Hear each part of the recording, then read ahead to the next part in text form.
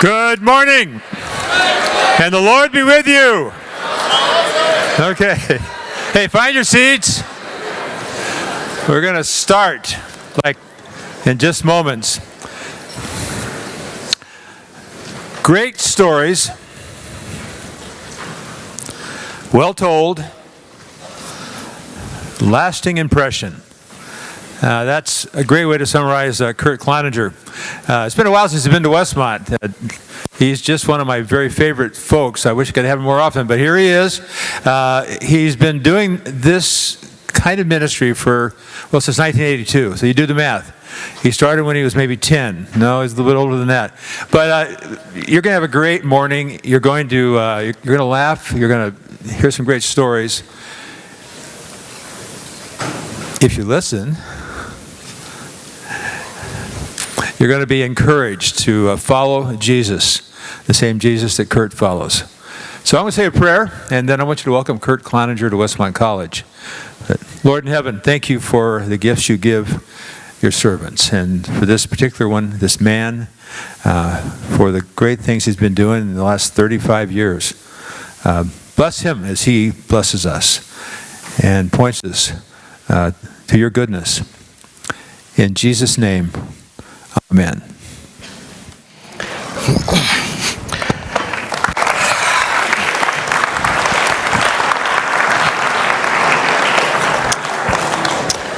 So I'm 12 years old, almost 13, and Dickie Bailey is having a party. It's not just a party, it's a swim party. It's not just a swim party, it's a swim party / dance. It's not just a swim party / dance because she was invited. I had worshipped her for many years, ever since I was a child. I'd never actually talked to her, but I had worshipped her. I'd also never been to a dance before. So my mom says to me, hey, not to worry, I'll teach you. My mom says, first off, you don't do the fast dances. They're just there to humiliate you. You do the slow dances, and here's how it works. You put your hand like this, she puts her hand like this, you put your hand like this, she puts her hand like this. Then says my mom, just rock. Do not move your feet. So I got the hang of it, rocked around a little bit with my mom. Got to the party. The party was already underway. There were people out around Dickie Bailey's pool under the cabana, dancing, wild, fast dancing, wild dancing music, Beatles songs. I knew that wasn't for me, so I went and stood behind a potted plant and sort of scoped the dance floor looking for her. I didn't see her. Several fast songs played, and then a slow song started up, and almost simultaneously, I poked my head out from behind the potted plant, and there she was, Suzy McClatchy. I worked up all my nerve. I strode confidently across the dance floor. I walked right up to Suzy McClatchy. I looked her right in the eye. I said to her in my most sophisticated 12-year-old voice, I said, Suzy, would you like to dance? She said, yes. I put my hand like this. She put her hand like this. I put my hand like this. She was very short.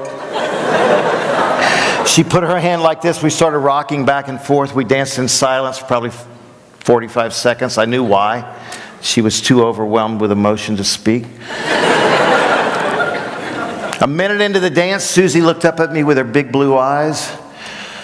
I knew she wanted to say something wonderful to me. Something like, oh, Curt, let's get married.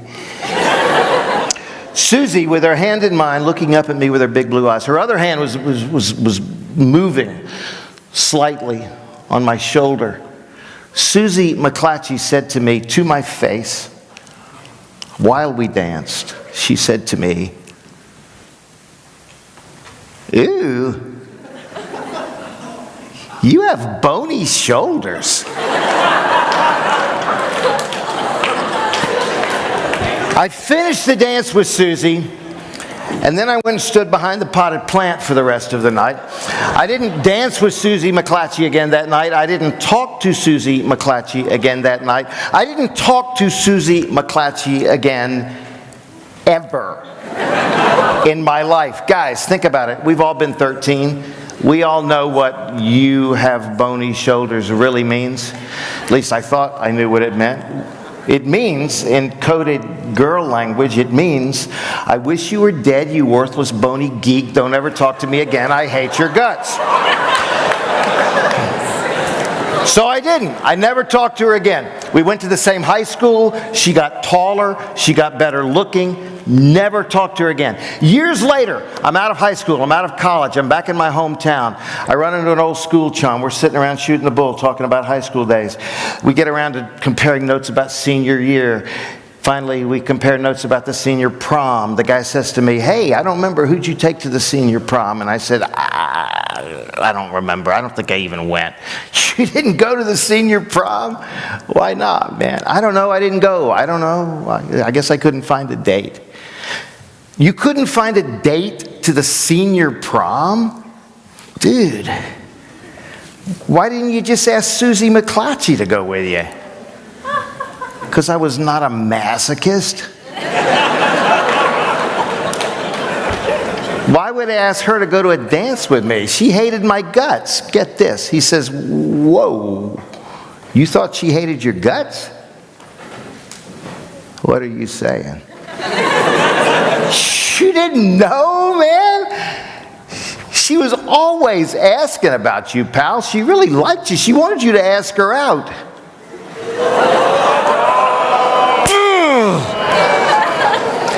I blew it. I could have been dating Suzy McClatchy my entire high school career. I could have been somebody. Could have been a contender. If only I would have known I had the wrong stinking idea about Suzy McClatchy rattling around in my brain all those years. What a waste. Why do I tell you that story to start off my thing this morning? I don't know. No, I'll tell you. I sit on a lot of airplanes. I get in conversations with people on airplanes. You know how that works. Sometimes you talk to people. And sometimes the conversation, always, one of the questions always is, "So what do you do for a living?" And depending on my mood, I tell them. And I say, "Well, actually, I'm an actor." And they get all excited, thinking they're sitting next to somebody famous, in Coach. And they say, "You're an actor, like movies and stuff?" "Well, I audition." "So like what?" "Well, I do theater, live theater, one-man shows." "Whoa, cool. About what?" "God." And then it gets quiet. But sometimes I do get in conversations with people on airplanes about what I do, which is theater about God. And so the conversation can go two ways there. We talk about theater or movies or whatever, which is fun. I like to talk about that. Or it goes this way, we talk about God. Now, here's the deal. When the conversation goes this way and we talk about God, all you have to do, guys, is just say the word. If you use a preacher voice, then it's even better. God. But you just say that word, God, and after you say that word, God, and you talk to people, you can get a pretty good vibe for what people think about God. Now, here's the deal. The conversations with people that I've had over the years about God, people's picture of God that they have rattling around in their head, and when I think about my own picture of God, the picture of God that I have rattling around in my head really can affect the way we live, which is, that's cool. Here's where it gets a little weird, though, y'all. Quite often in life, our picture of God that we have rattling around in our brain is affected by what is known, this is a theological term, you're not going to understand this term, but I'm going to tell you anyway. Our picture of God very often can be affected by what is known theologically as the Suzy McClatchy syndrome. And that is very often we have a bogus picture in our head about what God is like, but it affects the way we live. So if we have a bogus picture about God rattling around in our brain, there's a real good possibility that we're probably going to avoid the dance. So it's pretty important to have an accurate, not bogus picture of God. Well, what I'm going to do this morning, I'm going to give you several of our bogus pictures of God that we have from time to time. I'm going to use some props up here. I'm going to actually impersonate God. I have been the parent of teenagers. I'm qualified to do this. So I'll give you 3 or 4 of these, and then we'll wrap it up this morning with what hopefully is a more accurate biblical notion about what God is really like. But we'll start with the weird pictures first. I'm an actor, folks. Don't hesitate to laugh or clap. I like that. Okay, here we go. Weird notions first. Enjoy.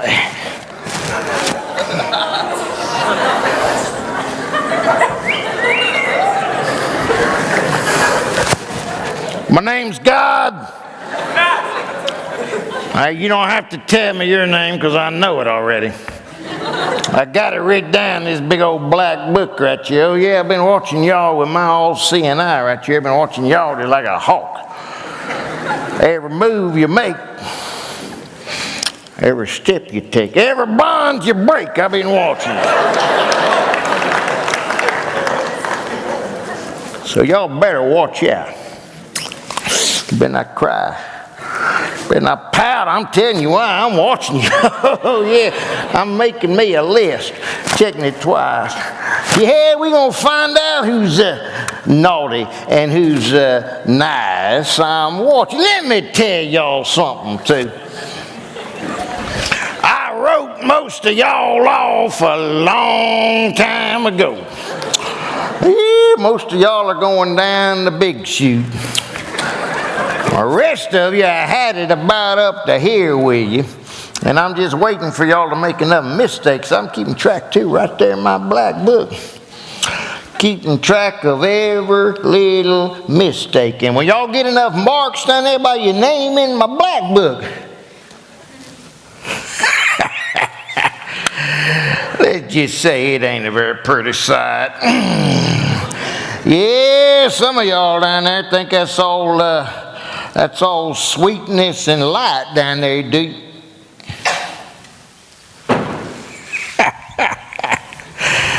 Yeah, just like her right down there. You see her, honey, right there, right over the edge of that cloud. Right there. Yeah, you. Julie Jones. You having a good time, are you, Miss Julie? Hey, you having fun down there, are you, honey? Well, you are breaking ordinance 1937, subdoctrine 622B, paragraph double D. Hey, you didn't know about that little rule, did you, honey? Tough. Now, you step across that line and you done reached your limit. Go ahead, Judy. Make my day. Come on now, just step. There it is. There it is. Yeah, now. How'd you like to have the flu, honey? And how'd you like to get zits? Good shot. Oh, you think that's funny, do you? Well, you just remember, partner, I got your name in my book.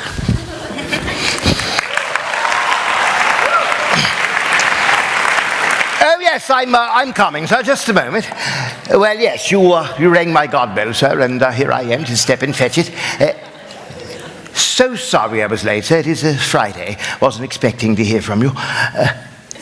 Oh, yes, of course. I've got your list from the last time we spoke. Let's see, I believe that was Easter. Yes. I believe I've gotten everything for you. Let's see. The new iPad, iMac, iPod, iPhone, and the blonde. Yes. Well, oh yes, your professor, kinesiology, was it Professor Affman, is that it? Yes, is he still giving you trouble, sir? Well, we'll take care of Greg Affman, sir. No, Siberia would be a bit far to send him, sir. Is Biola all right then? Yes.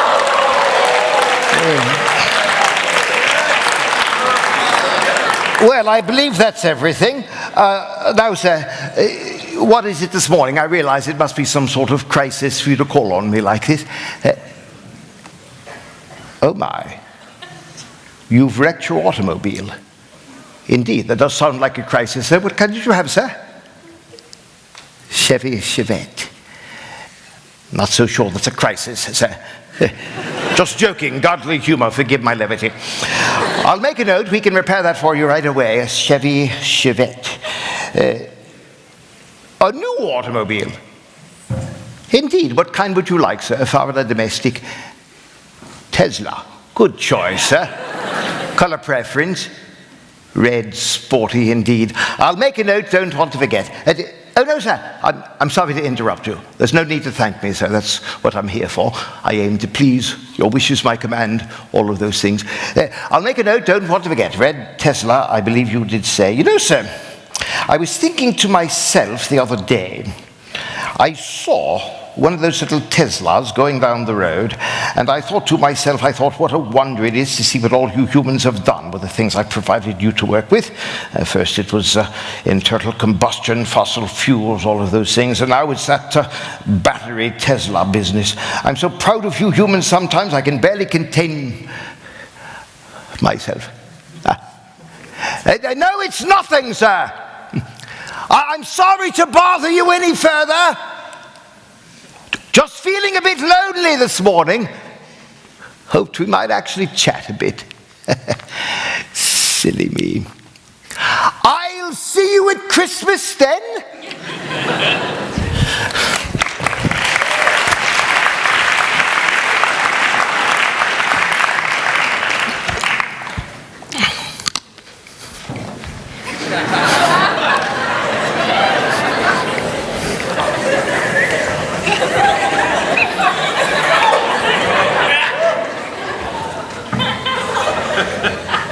Howdy. How'd you get here? Now that we're all here, I reckon we ought to introduce ourselves. Something. I'll go first. Yeah. My name is...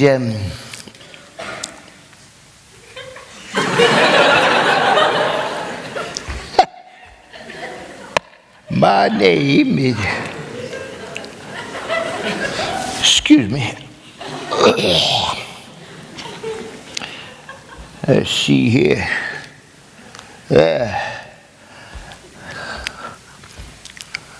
My name is American Express.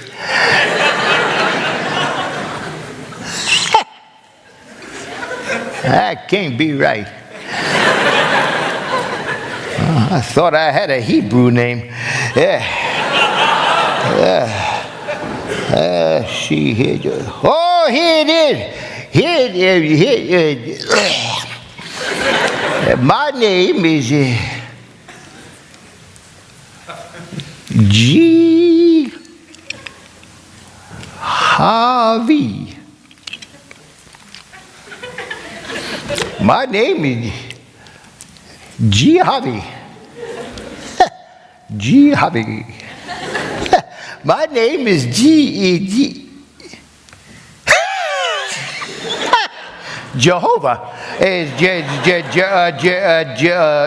can call me God for short. Yeah, look at that. That's a good picture of me, isn't it? Yeah. That's my driver's license. I drive a Galaxy. Of course, it's kind of hard to find parts for it these days. But I can't believe I forgot my name. You'd reckon I'd remember my name. See, I've been God for a long time now. Pretty good job being God. Mostly I sit around here a lot on my throne. Of course, I used to be real busy being God. I remember one time I created the entire universe. That kept me busy for about a week. That is, if you're a strict creationist.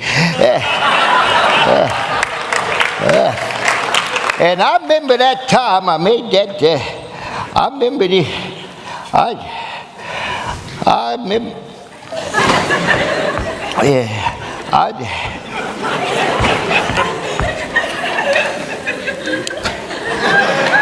Bullseye. I remember this time I made that big flood there. See, I got that fella. That fella got all them animals on that boat, and I made that big flood. What was that fella's name of that boat? That was Moses. That's it. He got all them animals on that boat, and then I made that flood. Then there's that whale came along and swallowed that boat. Yeah, that was something. Yeah. There's that little wooden boy inside that whale. I can't remember his name. He had a snarl, I'm telling you. I recollect this other time. I've forgotten all about this one. I recollect this day. I made this highway, see? Made it right smack through the middle of that Red Sea there. I drowned all them little Egyptians. Yes, sirree, Bobcat, that was one fun day. Yeah, you should have seen them all. They was all scurrying around here and there. I was mighty good back then, I don't mind telling you. I never knew what I was going to do next back in yeah, well, anyway. You don't want to hear me bragging on the old days, do you? Besides, them days is over now. I'm retired now. Well, I don't get too involved down there anymore. See, once I got everything down there started, I just kind of sit back here now. Let it all happen by itself. So I can't keep track of everything down there. It's complicated. Yeah, mostly what I do here now is I sit here. I do it. I keep my eye on everybody down there, but I do that. You know, I could,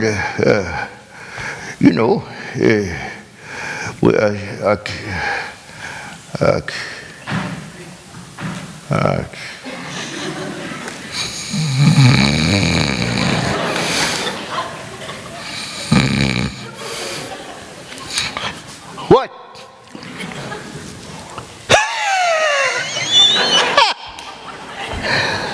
I must have dozed off. I was having a pipe dream. Yeah, they didn't like that the last place I was either. Well, anyway, it's real nice talking to you. Who are you, anyway? Don't tell me. I'll forget.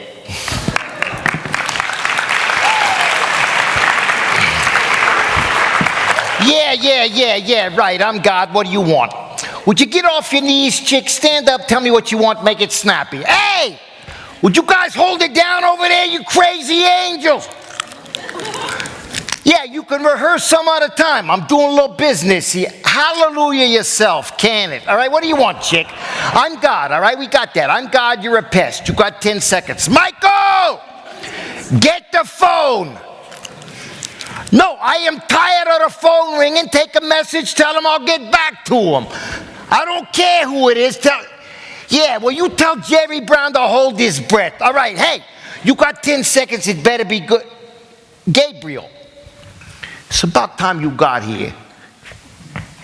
Yeah, you're late. You happen to be 287 hours late, Gabriel. Now listen, I want you, chick, don't interrupt me. I am talking to an angel.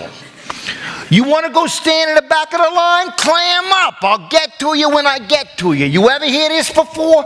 I help Sims that helps themselves. You ever hear that before? Yeah, well, that's in there somewhere. All right, Gabriel, listen.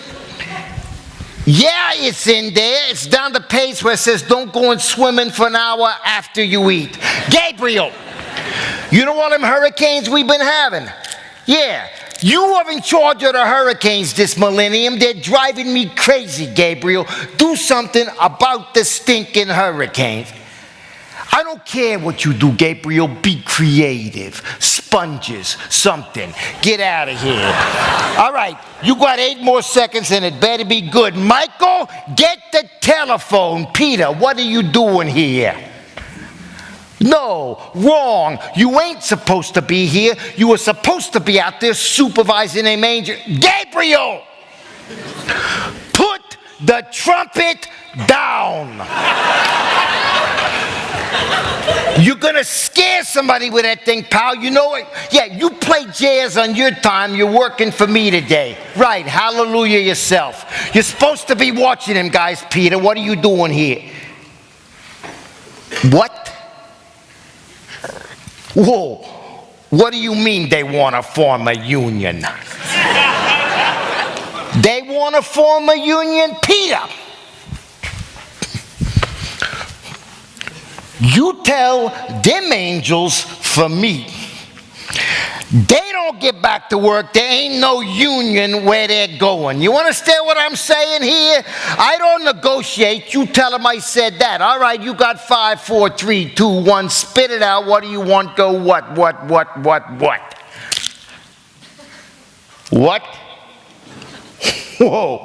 Whoa. Time out here. Let me get this straight. Your boyfriend just broke up with you? Oh, and you're feeling lonely. Of course he broke up with you. You got bony shoulders. Let me tell you something, chick. I got angels I gotta supervise here, or they turn into some sort of cosmic jazz band. You come to me with boyfriend? I got tornadoes, hurricanes, earthquakes. I got the Dodgers to take care of, honey. And you come to me with boyfriend? Are you out of your ever loving good? Let me tell you something, chick. Boyfriend, schmoyfriend. I got a universe to run here. Beat it.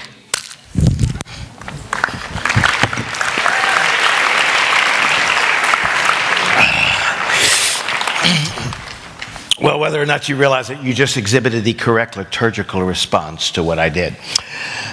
You laughed. Which is a healthy thing to do, guys, with weird ideas about God. Laugh at these things. Do not take them seriously, because you know what happens if you take these seriously and you sort of act like God is one of these. Eventually, you're going to shake your head and walk away, going, yeah, right, man, I tried that God thing once when I was in college. He gave me zits. No thanks. I'll just, do Instagram. But the question, of course, is, if this is just a good laugh on a Friday morning about what God is not like, then, great. Cut to the chase. What are you saying God is really truly like? Well, it's a huge topic. But let me tell you a story about that, what God's like. It's an old story. Let me tell you a story about that.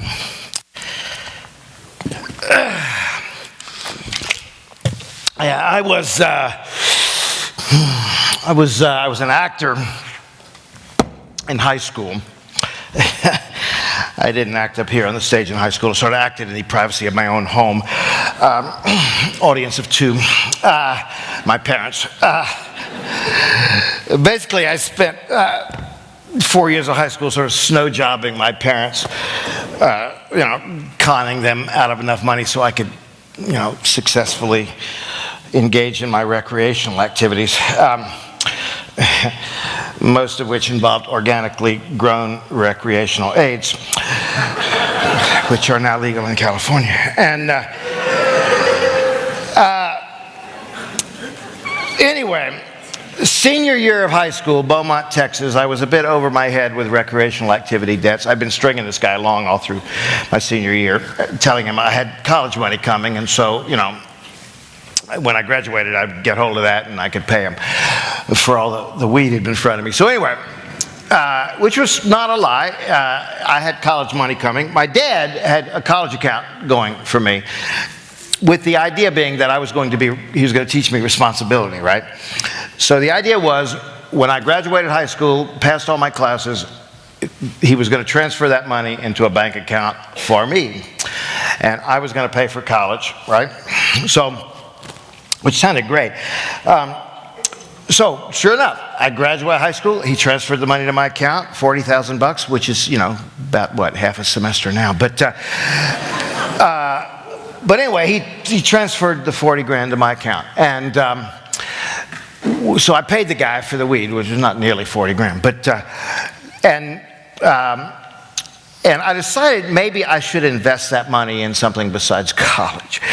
So I'll just cut to the chase. I already had kind of a plan worked out, and I decided I was going to cash out this money, and because it was in my name totally, and I was going to leave, because Beaumont's not the best place in the universe, and so I got the money on a Tuesday afternoon. I did not buy any tickets. I did not do anything. I just stuck my thumb up and I hitchhiked. I got to Dallas hitchhiking. And when I got to Dallas, then I got on a bus and I wound up about 2 days later in LA, where, let's just say, I didn't make real wise investments. Anyway, didn't take me long. I'm living on the street in LA, along with everybody else and their dog. And I was actually pretty good at living on the street. It took me 4 months to go through the money, which we don't need to go there. But I'm living on the street in LA, and I'm doing actually quite well at it because I'm an actor, and if you know how to assume roles, you can get by. So I assumed roles. And if you stay healthy when you're living on the street, it's even better. You don't want to get sick when you live on the street, because then you start getting beat up. And once you start getting beat up, then you get sicker, and then, sick people beat you up.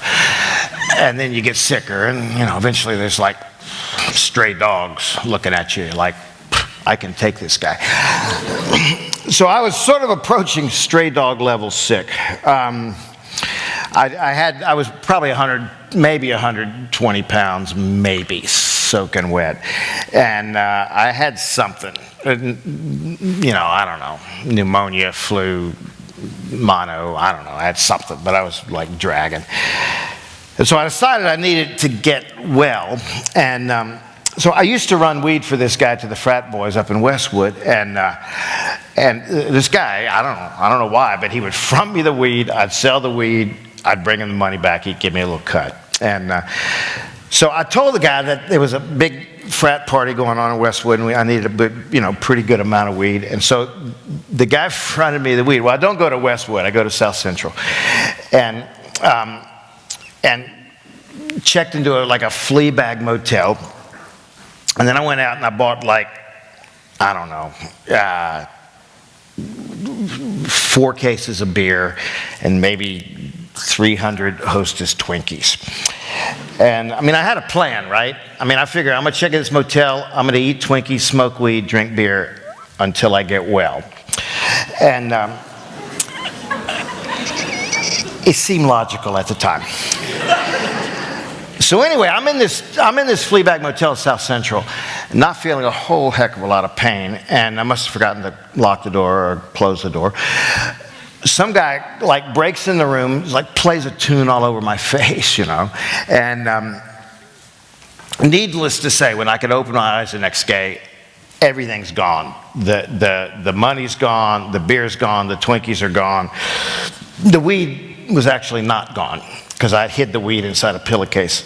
And I guess the guy just, smelled something and thought, whoa, wow, potpourri, And so the maid comes in the next day to clean the room. And I'm lying on the bed. This side of my face is kind of swollen up. The sheets are like bloody as all get out. The maid freaks, right? She goes to call the manager to get the cops. At that point, I decided like maybe it's time for express checkout. And so I grabbed the pillowcase full of weed, and I got nothing, I got a backpack with nothing in it. I got jeans, a t-shirt, flip-flops. And I just decided, man, I got to get out of there because Los Angeles was simply not a healthy place. So I thought, okay, cool. I'll go to San Francisco. And so I get out on the 5, and I got my thumb up, and I don't know if you've tried to hitchhike on the 5 or interstate. It's like, not a good plan. So, you're on the entrance ramp to the 5, and you kind of have to do like this for somebody that looks like they might pick you up, because otherwise you're hitchhiking and you're going to get arrested. Like, it took me forever to get a ride, but eventually this sort of dates the era. Eventually this hippie picks me up. He's in a VW bus. Probably still here in Santa Barbara, but he's in a VW bus. He's got day-glow rainbows painted on the side of it, right? And so I tell the hippie I'm going to San Francisco, and he tells me he's going to Key West, Florida, and I figured, close enough. And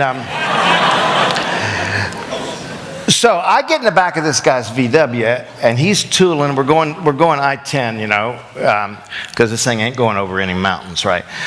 So we're like maxing at maybe 47 miles an hour. And he's driving, and he's on some kind of speed because he's not closing his eyes. And we stop every once in a while for gas. He's got a little bed in the back of this VW thing, so I'm just like crashed, right? And smoking weed the whole way across country. And anyway, we get out. Like in, I don't know, it was like West Texas somewhere, and there's nothing out there. And the guy finally crashes, not the van, him. And so he comes back in the back. So I'm supposed to drive. And this guy and I have been talking all the way across country. This guy's telling me his stories, bad stuff about his upbringing, his family, all this stuff, right?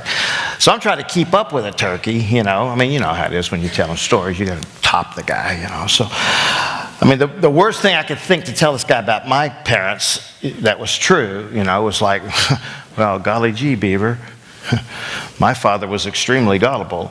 He gave me 40 grand for college. It didn't sound so bad. So I made up all this junk, man. You think your dad was bad, man? My dad used to beat me with 2x4s, man, with nails in them. Top that. I told him all these lies about my dad, Anyway, this guy's crashed in the back. I'm driving. We're in West Texas. It's the middle of the night. We're miles from anywhere. I can't get anything on the radio except one country station, so the radio's off. And, the radio's off and it's quiet, right? I hadn't had like really quiet in a while, so it's quiet. And I don't know, man, I just get to thinking about stuff, I just tell him all these lies about my dad, I don't know. I just got to think about my dad and my mom, I hadn't done anything to, say goodbye or anything. The 40 grand, I'm out of there, end of story. I don't know. I just got to thinking about my dad, And anyway, Beaumont, I-10 goes right through Beaumont, So I figured, well, maybe I'll just get the guy to drop me off in Beaumont, I don't know. I don't have a plan. So we get to Beaumont. It's like late afternoon, and the guy drops me off, and there's a park like a mile from my folks' house where I used to get blitzed in high school with a bunch of guys. And one of the guys was still there. And this guy, right, he looks at me and goes, "Hey, man, where you been? Did you go get a sandwich or something?" Whoa. So this guy and I smoked, the bottom of the pillowcase full of weed. And at which point, I don't know, I kind of was feeling mellow enough. I thought maybe I'll just go take a look at my folks' house, right? Just walk by it. So it's dark at this point. It's middle of winter. It's pretty cold out. And I'm walking down the street. The street lights are on, but I'm trying to stay in the shadows, right? So I'm walking down the street toward my folks' house. And I'm looking at their house. And something is not clicking up here. The house is the wrong color. There's no lights on in the house, which there should be at this time of day. There's no cars in the driveway, which there should be at this time of day. I'm looking at the house. I'm thinking, great, man. They moved. Didn't even tell me, So I'm like, I don't know what to do, right? So finally I calm myself down. I just think, man, just see what's in the mailbox. See who lives in this stupid house. So, I'm in the shadows and I'm like sneaking up on the mailbox, which was tough, because it was moving. And anyway, I sneak up on the mailbox and I open the mailbox and I pull out, there's 2 bills in there for my mom. There's a bill and a magazine for my dad. And there's a note. It's for me. It's taped to the inside of the mailbox door. It's been rained on. It's kind of faded. This masking tape holding it to the inside of the door is kind of curling up, And I can't make out what it said. I just see my name at the top, right? So it was pretty dark. So I untaped the note, and I kind of walk over where there's a little bit of light, and I look at the note. The note says, "Welcome home. There's sandwich stuff in the fridge. There's clean sheets on your bed. The key to the back door is in the same old hiding place. We missed you. Mom and Dad." So, I fold up the note. I put it in my pocket. I'm not going in the house without them being there first. No way. Technically, that would be breaking and entering. I did learn a little law in Los Angeles. So I go down to the end of the street to the neighbor's house, the Greens. The Greens, it's a cul-de-sac. My folks are like 4 up from the end on the left as you walk down the street. So the Greens house is way back from the road. You can't even see it. But right up by the street, they have these like humongous azalea bushes, right? So I crawl in the azaleas. I make a little hole that I can look through it to my folks' house. And it's cold out. I got my T-shirt down over my flip-flops trying to stay, warm, and I'm just watching, right? Well, my dad pulls up in his Buick about, I don't know, probably 7 o'clock. I found out later my mom's out of town. My dad worked late, stopped at a restaurant on the way home from work. My dad pulls up in the driveway. He gets out of his car. He walks over to the mailbox, gets the mail out. He pulls the mail out, and he's closing the mailbox door, my dad, and all of a sudden he's like staring at this mailbox door where the note had been taped, right?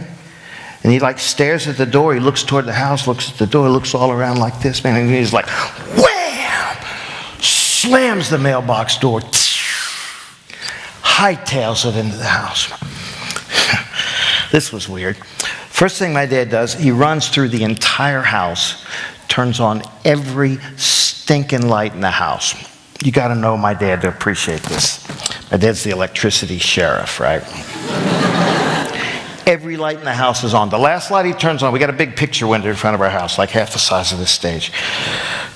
Curtains are open. My dad has this red corduroy wingback chair. It's his favorite chair. It's sitting right in front of the window. There's a floor lamp by the chair. He walks over there. He turns on the floor lamp, doesn't take off his tie, his coat, nothing from work. He sits down in a chair and he looks out the window. I'm in the azaleas, losing whatever nerve I think I might ever possibly find very rapidly. I smoked a couple of joints, see if I could find some nerve. Didn't find any. So like, 8:30, 9 o'clock at night, my dad stands up. He takes off his tie, takes off his coat, drapes him over the chair. He walks out of the room. I figured, great, he's going to bed, So I could leave now, right? He comes back in like 10 minutes. He's in his bathrobe. And he walks up to the front window, and he just stands there looking out the window like this with his face pressed to the window. Maybe 15 minutes of that. Then he sits back down in a chair. I smoked all the stems in the bottom of the pillowcase, and I fell asleep. I woke up. It was probably 5 in the morning when I woke up. It was still dark out. It was raining. I was freezing. I was sopping wet. I had the munchies. You know, man, I just figured, man, you better get out of here before the neighborhood wakes up, you know. Just go find some Oreos for breakfast, right? So I'm like, crawl out the bushes, and I start walking down the street. My head's down. I'm just walking down the street to get out of there, right? So there's no way out of the neighborhood except by my folks' house, you know. I get almost in front of my folks' house, and I see this movement, right, out of the corner of my eye. So I kind of slow down a little bit. I glance over there. My dad's at the window like this. I freeze in the middle of the street. I don't know what to do, like run, turn, stroll up to his front door like, whoa, I'm past curfew. Wow. Before I could decide what to do, my dad's front door comes flying open. He comes running out, bathrobe streaming behind him, yelling. Neighbors' lights are going on in their porches. And I mean, he's like running at me, and I'm like, oh man, what do I do? Do I do a little snow job, con artist speech like I used to do? What do I do? Before I could decide what to do, my dad,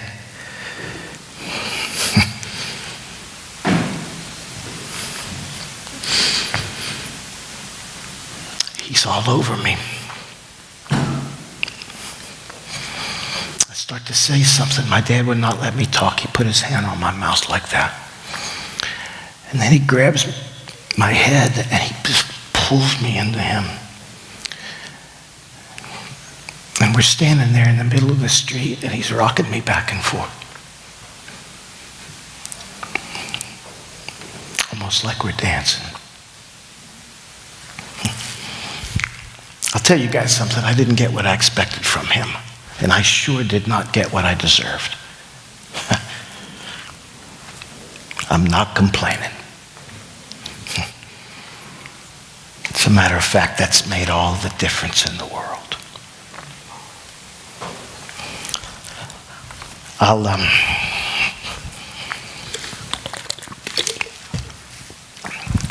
tell you guys a real quick secret. Before I started this part of my thing this morning, I said, hey guys, let me tell you a story about God. An old story. Does everybody remember that? Let me tell you a story about God. That's what that was. It was a story. I totally made that up. Well, actually, I ripped it off. Steal from the best is my motto. I got that from the image. It's okay. I got that story from the image of the invisible God. If you want to know what God's like, look at the Word made flesh, Jesus. And when Jesus tried to tell us what God's like, he told that story. I did change a little bit. I'm not sure they had weed in his day. Folks, our God is a mighty fortress, powerful. Don't mess with him. Daddy, who is so nuts about us that he sent his boy to pay our rescue price. And all he wants us to do is see him for who he is and not miss the dance. Let me pray. God, thank you that you love us, that you didn't keep us guessing as to your nature, but that you showed us by coming in flesh. Thank you that you are the powerful, mighty God, our Father, who art in heaven. And thank you that you come for lost boys and lost girls, such as us. We bless you in the name of Jesus, our rescuer. Amen. Go to class.